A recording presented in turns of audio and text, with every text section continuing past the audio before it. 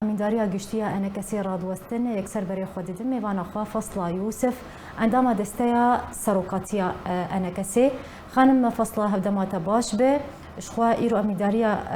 گشتیا انا کسی جوینک برفره الباجاری قامش لول دارخست و جماره یک مجارین گریدایی به روشا سوریه بگشتی و یا روشاوای کردستانی به تایبتی و گوتو بیش کرد امی بحثا مجار بکن دی دست بکده امی لسر پیش بچون سیاسی تایبت به دوسیا سوریه بگشتی و روجاوای کردستانی به تایبتی بسکنن اف یک چاوها چرو بکره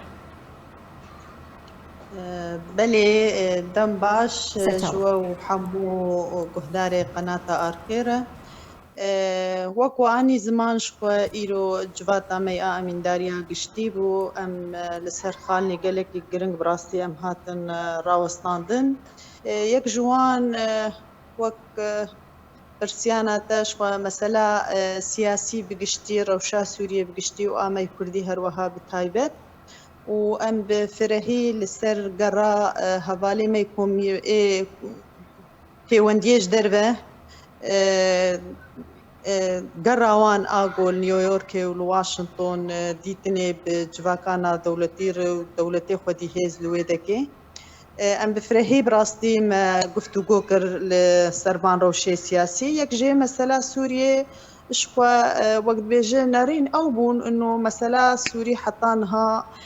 ت پیش بچون ده روشاوي سياسي ده تنية ام تبدا زانن ايرو دولتي خودي هيز ودولتي اوروبي وغربي ولسرسري وانجي امريكان بيتر مجولم بشري اورتا اوكرانيا وروسيا ده و گرنگی بهتر ایرو رو جویره براستي يعني تيوي واتاق ايرو دوسيا سوري كشيا سوري براستي هاتي باش گفتگرن جواکانا دولتی ایرو روج ت گهداني لدوزا ملتي سوري براستي جيناكه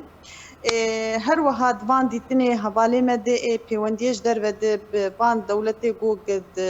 جمعیه العامه ده ایگل واشنطن او دیتن چه دولتی اوروبی بن چه امریکان بن يعني باش لسر روشا سوريا راوستيانه وهلوستان جمانا نشتماني كردي درباري چاره سريا سياسي جي سوريا راغو لغور بريارا 22 54 باش خانم تبحث باش تبحث سردانا شان دا انا كسي بوي امريكا كرش خو زنجيره كبديتن لقلب برسار جهاني لدار خستن ولقلوان بحث روشا سوريا بقشتي كرن هروها بحث روشا نافچين كردي لروشا كردستان كرن ها تجي تاني زمان هون د ويج فيني دا هون وكو اندامن امين داريا قشتي يانجي ببوره اندامن دستا سروقاتي انا كسي د جفينا خود اف سردان وچاوا نرخاند چاوا تقييم دكر بله بگومان او سردانانا تشکی گلکی ارینی بون بالکش بون گرنگ بون دماغو دنگه ملتی می کرد بگیوان دولتی خودی هز ایش و آزاری وی آستنگی گوتین پیشیاوی به قناغا دجوار ده آگو وک مگو سوریا پشتیر هر وها هرمی می کردی بتایبت بن پیکرنه گوچه ده بن چل عفرین به چل سریکانیه به چل هرما می آروش هلاتی فرات و آگو ایرو ده بن دستی ریوبریا قیده دیه تفدي اف ايش وازاري ملتي ما وهر وها تكزي هات كرن لسر ما في ملتي كرد تشارچوا سوريا د پاشروجه د چاوا ما في ملتي كرد تكبا دستورا پاشروجه ا سوريا د ما براستي ما بلند نرخاندن ابدي تنانا تشنقل كي بالكش بون تبقوا امزانن يعني وك ما قود جماني زمان ان بيجن هنا روشا سوري هين براستي جي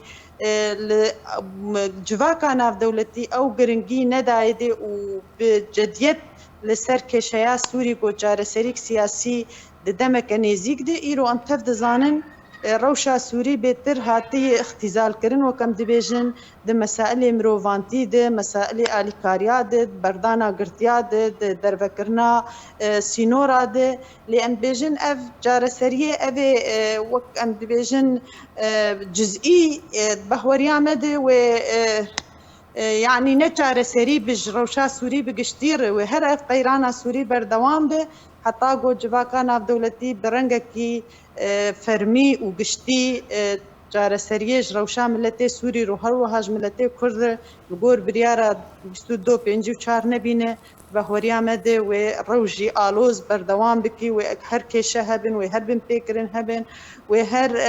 ملەتێ سووری بگشتی وەک دەبێژی فاتۆرێ داتینە بڕاستیژی لێبەلێ پێخواستن بەردەوامی داخوازی يعني ئەمزانن ئیرۆ ڕەوش بڤان دەولەتێ خودی هێز بەهاتی گرێدان چه ئەمریکان بن ڕوس بن ترکیە بێ ئیران بن ڕۆڵە ئەسرائیل بێگومان نەکێ میوانت هەندڕێ سووریە دێ يعني حتا گو ئەف دەولەتانە لەسەر بەرجەوەندیە خۆت بەخوەریە مەدل هەڤ نەکەن وێ ڕەوشا سووری و قەیراناوێژی ڤی ڕەنگی وێ بەردەوام بێ پێخواستن ئەم وەک ملەتێ کورد وەک ئەنجومانە نیشتمانی کوردی ئەم بەردەوام بن لەسەر داخوازی خوا لەسەر مافێ ملەتێ خوا لەسەر دۆزا خۆی کوردی حتا گۆ چارەسەرێک سیاسی باش خانم فەسڵە ئەم هەر لەسەر پێشڤەچوونên سیاسی سەکنینە شخوا بە تایبەتی دەربارەی ڕۆژاوایی کوردستانی ئەمێ بەحسە دان و ستاندنên کوردیژی بکەن گەلو تو پێشڤەچوونên نو دەرباری دووبارە دەستپێکردنا دان و ستاندنên کوردی ناوبەرە ئەنەکەسی و پەیانەکەیدا هەیە divê qonağê de tişkî berbiçavtineyê ji xwe berî demekê me balyozê Amerîkî jî dî rastî derbarê diyaloga Kurdî tişteknanî ziman ême wek encûman me em hergav dibêjin yanî bi rastî helwesta me derbarê vê gelekî zelal e em dibêjin yek ji armancê me sereke bû xeyaratê me stratîjî bû mesela hevkirina mala Kurdî û danheva mala Kurdî taybet divê qonağa dijwar de lê mixabin ملەتێ me tev de jî zanî û tevgerayî siyasî jî zanêk me nikarî bû em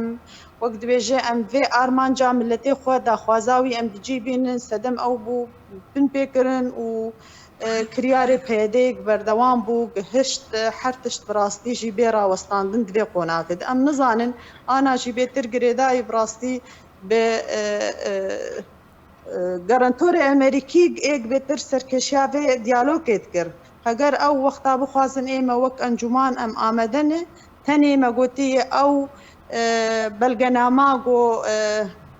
şanderê Amerîkî û mezlûm Ebdê û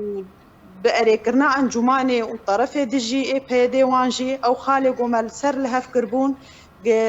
bela bibe dragihandinê de û eşkere bibe û bin pêkirin bên rawestandin berî her tiştî ême wek encûman wê çaxê em ê bêguman amade bin ji danewstandinar. باش خانم ji bilê pêşveçûnên siyasî ji xwe mijarek din gelekî giring heye ew jî rewşa kunha Rojavayê Kurdistanê bi temamî têre derbas dibe ji xwe behs nakin çiqas rewş xirab bûye rewşa aborî rewşa civakî rewşa xwendin û perwerdeyê rewşa xizmetgûzarî hûn wekû enekesê we di civîna xwe de we çawa behsa vê yekê kir گەلو چارە باش ji bo yî başkirina rewşê li Rojavayê Kurdistanê çi ye hûn çi pêşbînî dikin bi rastî yanî rewşa milletê me wek me got deverê me Kurdî em beşekin ji Sûriye bi giştî me got bi rastî ev qeyrana Sûrî berdewamiya wê bêguman em wek milletê Kurd belkî ême para me ji ah her pêk hatiya bêtir bi rastî ji ber tişkî gelkî balkêş heye yek jê ev mesela bi rastî mesela penaberiyê mesela berê milletê me xaseten taybet gencê me îro berê wan tevdî li sînorayî ev jî bi rastî em gelekî pêdêşin yani îro ro Kurdistanek vala mayî ji genca milletê me wek me got berê wî tim li sînorayî li derketinê yî sedem jî ew ê yani ev ne aramiya got deverê de heye ev ne rewşa siyasî yani wek dibêje serast û em behwerin ev rewşa aborî jî pir lewazê ev bin pêkirinê got hene yani tevdî ev mesela biryara got derket got dibistan û meahidê got hatin girtin bi rastî îro bi hezara zarokê me Kurd bê xwendin mane dûrî masa xwendinê ketine ev kiryarana tevdî dibin sedem got milletê me her û her timî çavê wî ji derve û li sînorayî û got derkevê ji bo paşeroja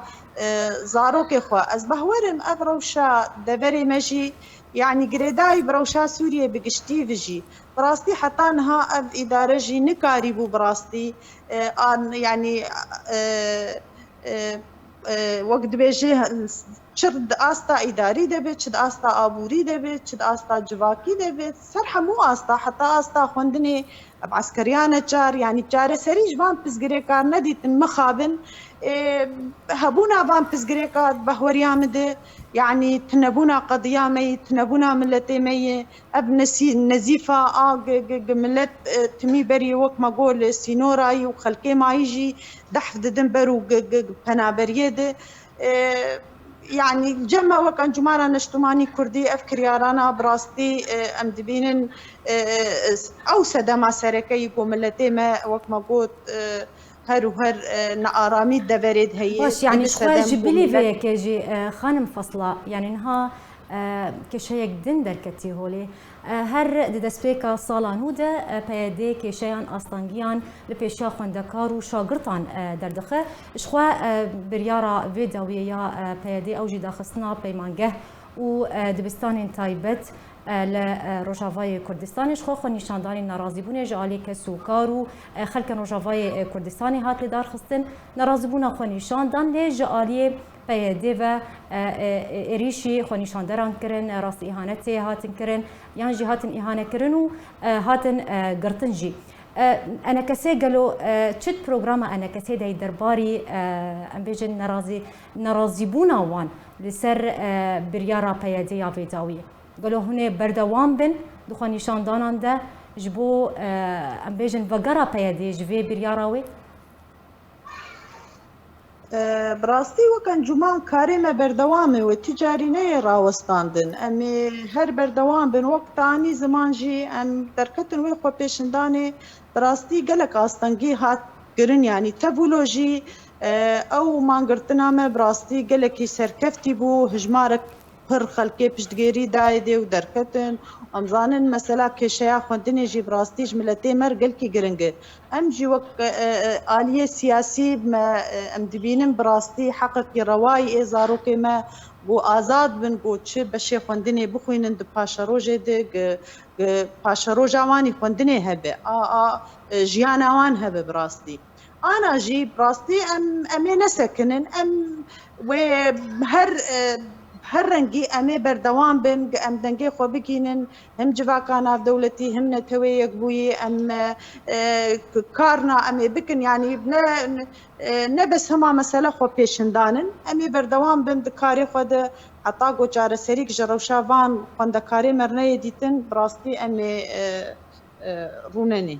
بله زۆر سپاسش بۆ میوانە me خانم فەسڵە یوسف ئەندامە دەستای سەرۆکاتیە ئەنەکەسەی ئیرۆت میوانە مەبوو زۆر سپاس لەسەر ئاخافتنێنتە